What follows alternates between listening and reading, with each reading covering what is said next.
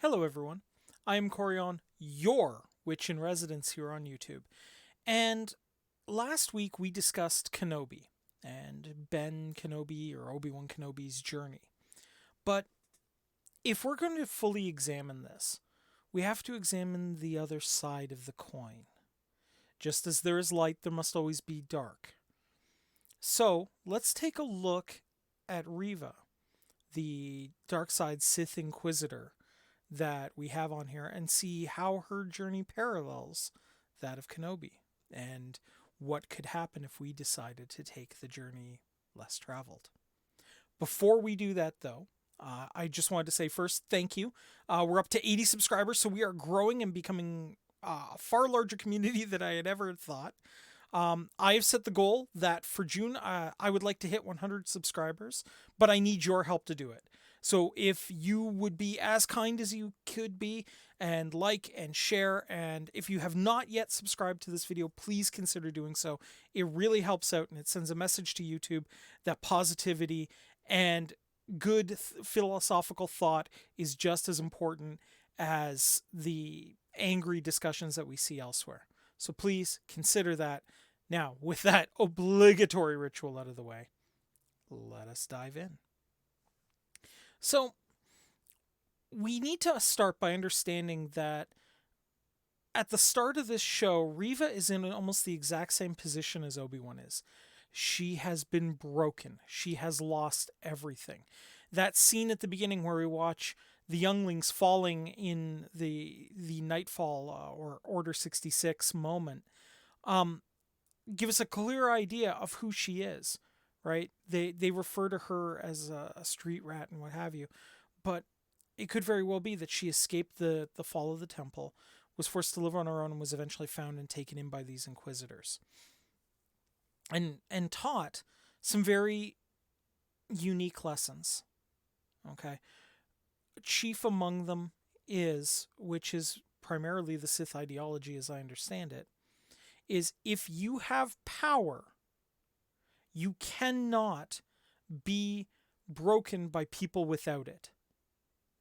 Now, that's important because it tells us that their logic is if you are stronger than everyone else in the room, you cannot be hurt by them.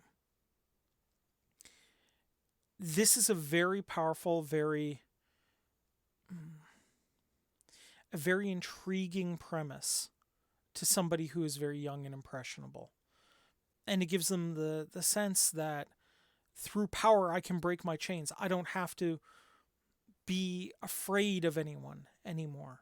I don't have to be scared. I don't have to be hurt by anyone if I'm the one who's doing the hurting. And the truth is, we see this in real life all the time. We see people who were abused as children now becoming abusers, unfortunately, by taking the same lesson. And that's a terrible thing. We don't want that as a society. In fact, one of the things that actually struck me recently was in what I'm sure will be labeled the trial of this century. A certain pair of pretty heavy duty movie stars, well, at least one really heavy movie star and one kind of B star, fighting in court. One of the comments was made that the female involved in this was herself abused at a young age. And from what it appears came out in court, it looks like she is now the abuser. And that's how she has decided to take back power.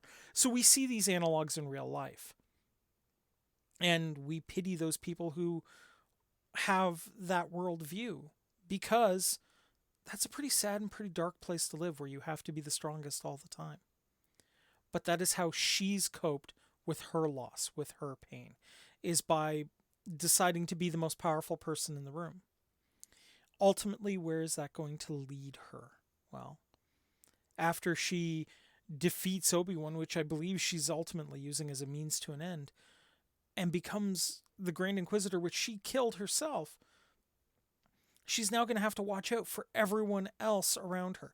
The ramifications of her actions are going to ultimately lead to her own downfall, because there's sure enough going to be somebody gunning for her. And if she's not thinking about gunning for then Vader, after, afterwards to try to become more powerful than him, and then ultimately try to beat Palpatine, which we know is not going to occur. But that's the trap.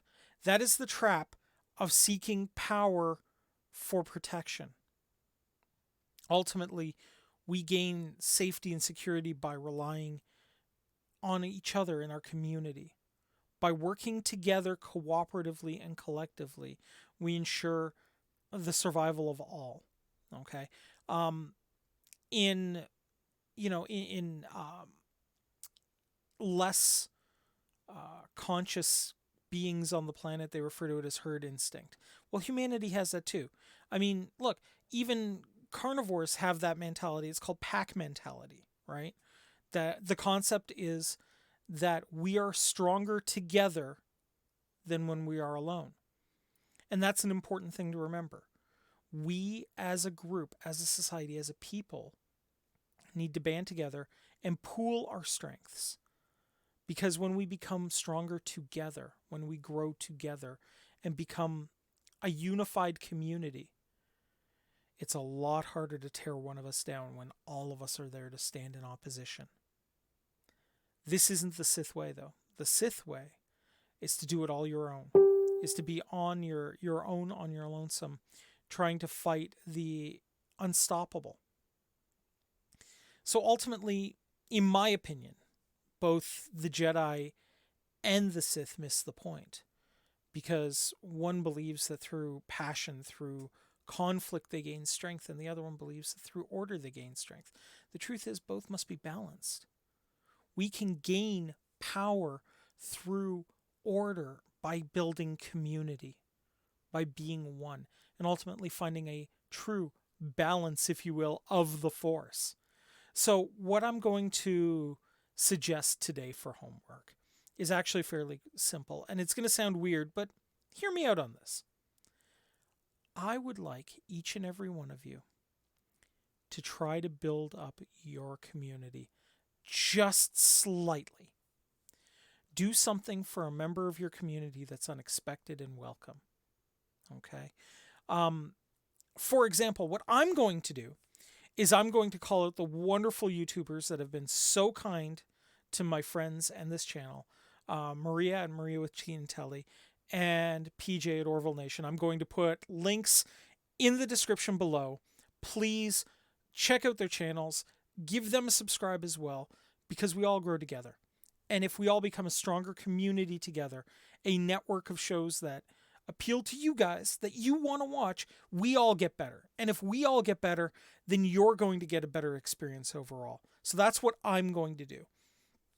So please, let us know in the comments below what you want to do to help make our community stronger. Just one little thing, one tiny thing to show your community that you care about them and that you're going to do something. Personally, I'm doing this.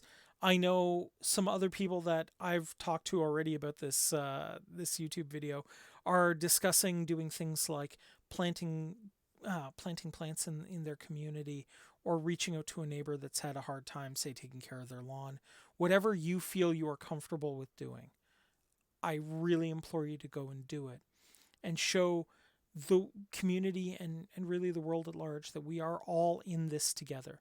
That even if we disagree on some things, at the end of the day, we care about each other enough to go and do those things that are hard for each other, because we are one. Okay? I know that sometimes we don't see that. We see certain political issues or certain ideological issues as standing in our way, just like the Sith and the Jedi are opposing each other. But imagine, if you will, imagine for one moment if a Sith and a Jedi could put aside their philosophical differences and agree that a situation requires both of them to do what they can to resolve it together. Think about how unstoppable that community that they built would be if they could say, yes, we disagree on these philosophies. Yes, we disagree on our interpretation of certain texts. But the problems that we can solve together are harder than those things to overcome. And while we can respect those people with their philosophies and let them be, and believe what they want, so long as they're not, of course, actively hurting me. And they will do the same. And together we will grow and we will become greater than the sum of our parts. Imagine what a wonderful group of humans that we could all be together. So let's do that. Let's try to become better people than we are today. And who knows, maybe if you guys feel it, you can talk about some of the things also that people have done for you that showed you that you were part of a community, which I'll be honest is really hard. I have a lot of difficulty personally admitting when I've needed help and somebody's reached out, because I'm one of those people that prefer to help others than get help myself.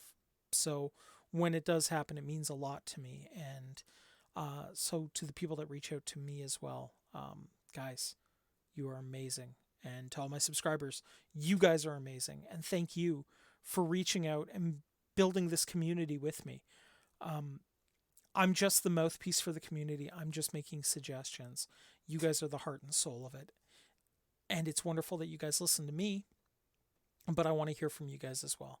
So, with all of that said and done, I would like to say, merry meet, merry part, and merry meet again.